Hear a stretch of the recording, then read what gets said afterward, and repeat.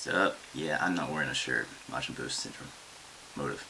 Candy. Sweet tooth. Chocolate! Chocolate! Chocolate! It's, because I just woke up, actually. It's about an hour ago. And I actually just got done finishing Fatal Frame 2 Crimson Butterfly. I finished Nightmare Mode without a shirt on. It was amazing. I am pretty much want to tell you my story about how I was adopted. Yes, I am adopted. I am 23 right now. I was born on July 19th, 1988. I turned out to be the youngest at the time. I had a brother and a sister. My father and mother lived in a small apartment in Tucson, Arizona. One cell bedroom, just a bathroom. It was all just a very small, very square, like not a lot of space. This is all that was given. They can only support my brother and my sister at the time, Nathan and Amber. I was born at a very inconvenient time because at the time they could not support me, and so they had to put me up for adoption. 10 days later, or 10 months later, I forget, I was adopted. I was brought out to here, New Jersey. And I've lived here for the 23 years actually, and I have enjoyed myself quite. I've been raised by a white family, and I have been pretty much segregated from the Mexican family. 6 years later, my younger sister Karina was actually born. She's currently 18 and she's graduating high school on the 23rd. And that's when I'm supposed to go to Arizona for the first time to meet my family and shed tears. Yeah, it's gonna be emotional. My family is entirely there because my mother died. I did not know this because after I was put up for adoption, I believe my mother died of liver failure because when she was taken to the hospital that she was taken to had no other transplants or like donations of livers. Yeah, I got a very painful story from Amber, and I never shed so many tears for a person who I didn't know that much, only by blood. And from that point on, it's only been my dad, Karina, Amber, and my brother Nathan.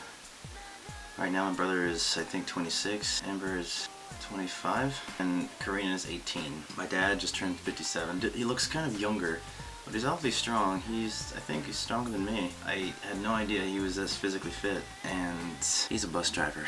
He, like, helps out the mentally disabled or physically disabled people on the bus. They're just like, yeah, he drives the buses around to places where he needs to be. And that is pretty much it.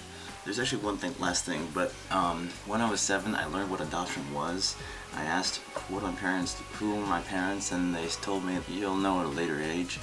So about, I think 3 years later, when I was 10, they told me about who they were. And at the age of 13, I was given a picture. Only one picture was distributed when I was actually adopted. Since the legal parents could not meet with the original family, they only gave us this picture right here. So my dad, my mom, and Nathan. After I was given that picture, I thought about it relentlessly, thinking about what am I going to do when I find them? What is it going to be like? How much longer do I have to wait? What do I have to do? I didn't really have to do very much because my parents were doing all the work. I guess that was their duty since they actually made it this happen. So I just waited because my parents were actually doing all the work for me, oddly. It was on March 11th.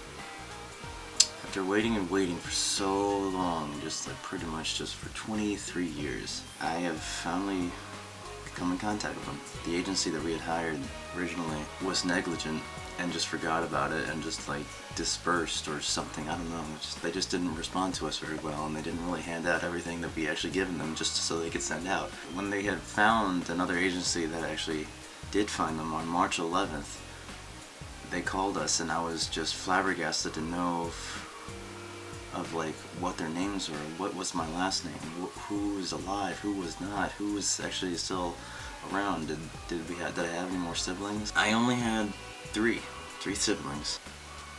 As soon as I found out, they gave my dad's number, and as soon as I learned of his number, I just thought about it to myself. My dad came in and told me, "Do you want to call?"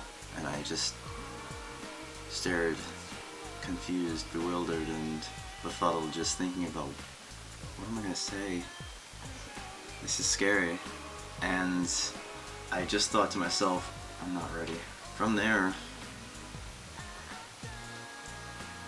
about a half an hour later, my dad called first. I hope you're healed from your wounds. You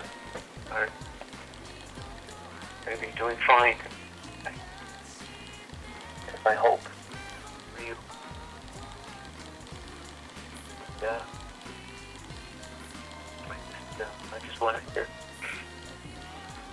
I'll be here for as long as they want me on the earth. I wish you luck.